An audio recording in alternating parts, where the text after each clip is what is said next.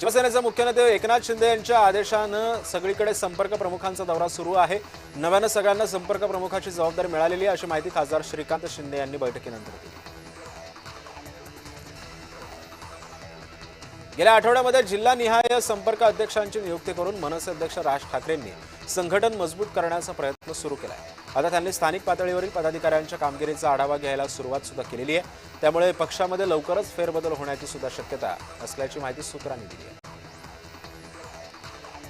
शरद पवार आज बारामती दौऱ्यावरती असून शरद पवारांना भेटण्यासाठी मोठ्या प्रमाणात कार्यकर्ते आणि नागरिक येत आहेत। बारामतीमध्ये विद्याप्रतिष्ठान या संस्थेची आढावा बैठक सुद्धा पार पडणार आहे। शरद पवारांच्या अध्यक्षतेखाली ही बैठक संपन्न होणार आहे।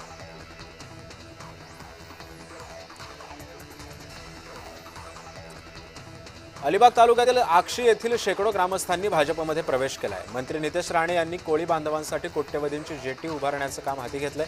त्यामुळे प्रभावित होऊन कोळी बांधवांनी भाजपमध्ये प्रवेश केलाय।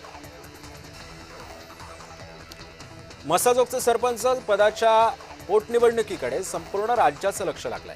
यातच आता संतोष देशमुखांच्या पत्नी अश्विनी देशमुख सध्या सरपंच पदासाठी रिंगणात उतरणार आहेत। या विशेष म्हणजे गावकऱ्यांचा याला बिनशर्त पाठिंबा असल्याचा सुद्धा दावा करण्यात येतो। उपमुख्यमंत्री एकनाथ शिंदेंच्या शिवसेनेच्या सर्व मंत्र्यांच्या कामाचा आढावा घेतला जाणार आहे। उपमुख्यमंत्री कार्यालयाकडून सर्व मंत्र्यांच्या मागील 1.5 वर्षांच्या कामाचा अहवाल मागवण्यात आलेला आहे। विश्वसनीय सूत्रांनी जय महाराष्ट्राला ही माहिती दिली।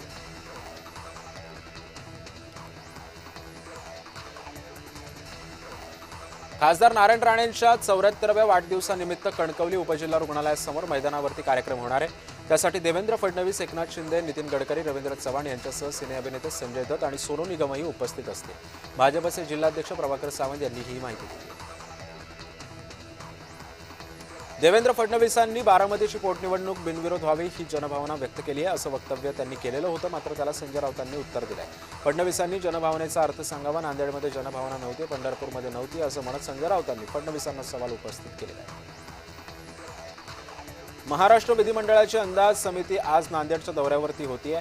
समितीचे सदस्य सदाभाऊ खोत यांनी परिवहन मंडळाच्या कार्यालयाला अचानकपणे भेट दिली। यावेळी त्या ठिकाणी असलेले विभाग नियंत्रक त्यांनी पलायन केल्याचं समोर आलं।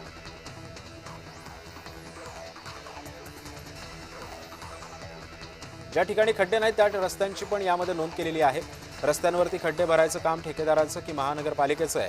ठेकेदार काम करत नाही, चौकशी झाली पाहिजे असं काँग्रेसचे गटनेते अशरफ आझमी यांनी विधान केलं। शिवसेना मुख्य नेते एकनाथ शिंदेंनी नुकतीच विभागीय संपर्क प्रमुखांसह सहसंपर्क प्रमुख, लोकसभा संपर्क प्रमुख यांच्यासोबत ऑनलाईन बैठक घेतली। स्थानिक स्वराज्य संस्थांच्या, विधानसभेच्या, लोकसभेच्या निवडणुकांच्या अनुषंगानं ही नियोजन पक्षाची संघटना रचना आर्थिक सक्षम आणि प्रभावी करण्यासाठी पदाधिकाऱ्यांनी ही बैठक बोलावली होती आणि कामाला लागण्याच्या सूचना सुद्धा एकनाथ शिंदेंनी दिल्या।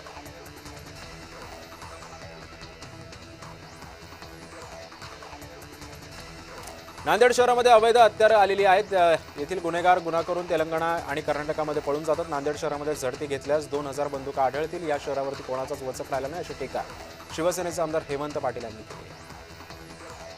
समरजित घाटगे यांनी भाजपमध्ये पक्षप्रवेश केला। यावर भाजपचे प्रदेशाध्यक्ष यांनी प्रतिक्रिया दिली। त्यांचं भाजपमध्ये स्वागत करतो। राजांच्या नेतृत्वात सर्व कार्यकर्ते मिळून देवेंद्र फडणवीस यांच्या नेतृत्वात संघटन मजबूत करण्यासाठी कामाला लागतील असा आशावादही त्यांनी व्यक्त केला आहे।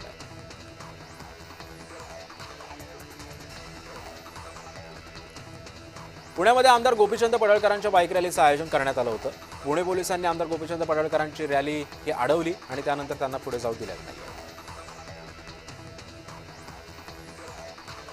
बुलढाण्याचे शिवसेनेचे आमदार संजय गायकवाड यांनी भाजपचे जिल्हाध्यक्ष विजयराज शिंदे यांच्यावरती गंभीर आरोप केले। शिंदे हे दुसरे खरात आहेत, त्यांनी त्यांच्या आश्रमशाळेतील अनेक मुलींचं आयुष्य खराब केलंय असा आरोप गायकवाडांनी केलाय।